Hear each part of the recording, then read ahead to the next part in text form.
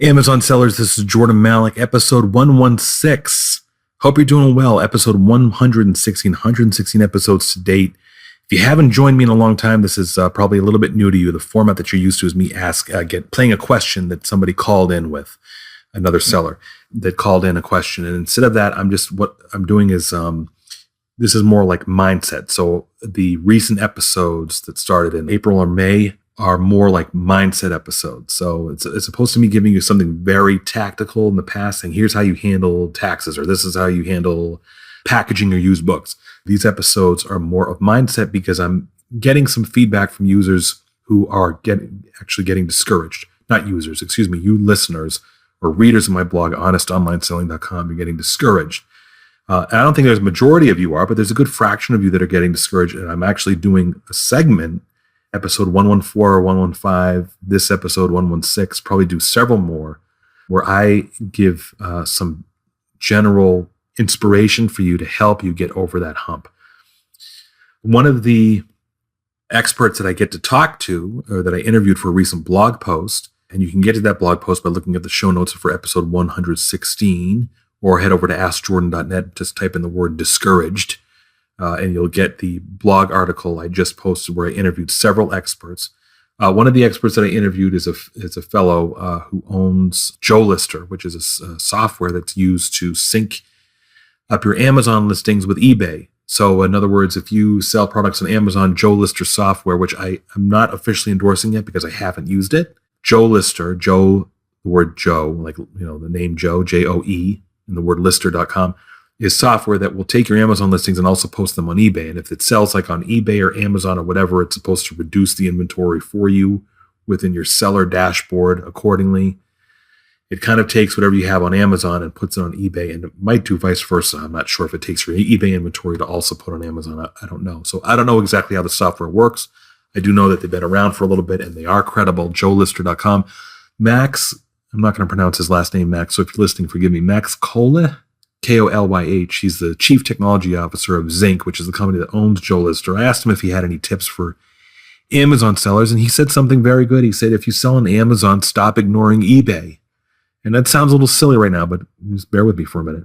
He says eBay moved $20 billion in merchandise in quarter one of this year alone, $20 billion in sales in just the first 3 months of 2016.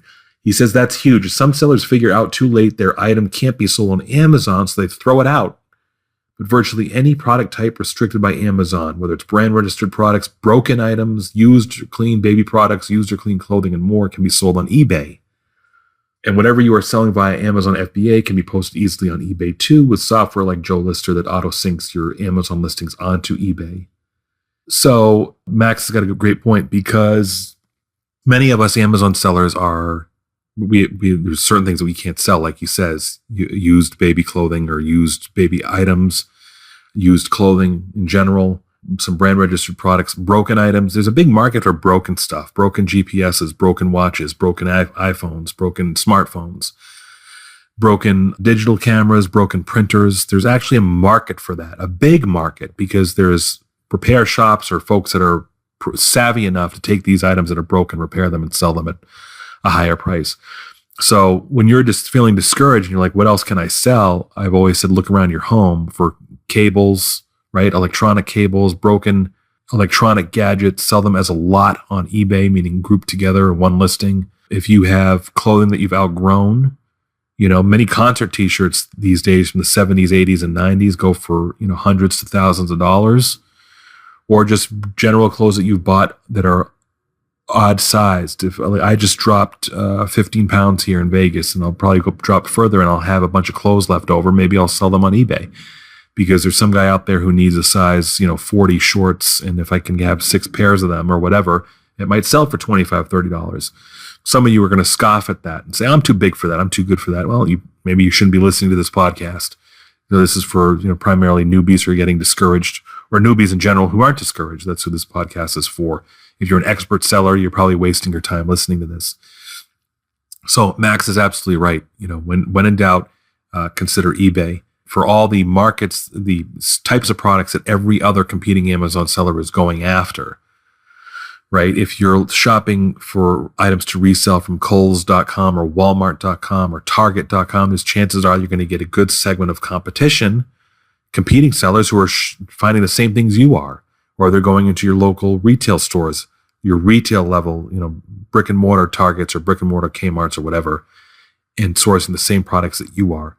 And I don't laugh, but many sellers throw up their hands and say, "Oh, I can't compete." Well, do something different that nobody else is doing. Source products that there's a lot less competition for. Sell the product on eBay if you can't sell it on Amazon.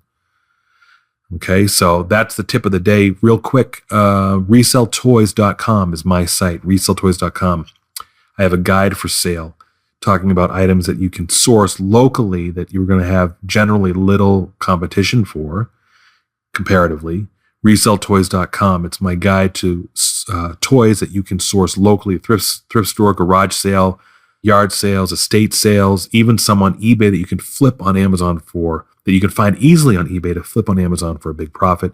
They're in this guide. It's over 160 pages. It's at reselltoys.com. It's been a hit every year. I just revised it for 2016, just like literally 7 days ago.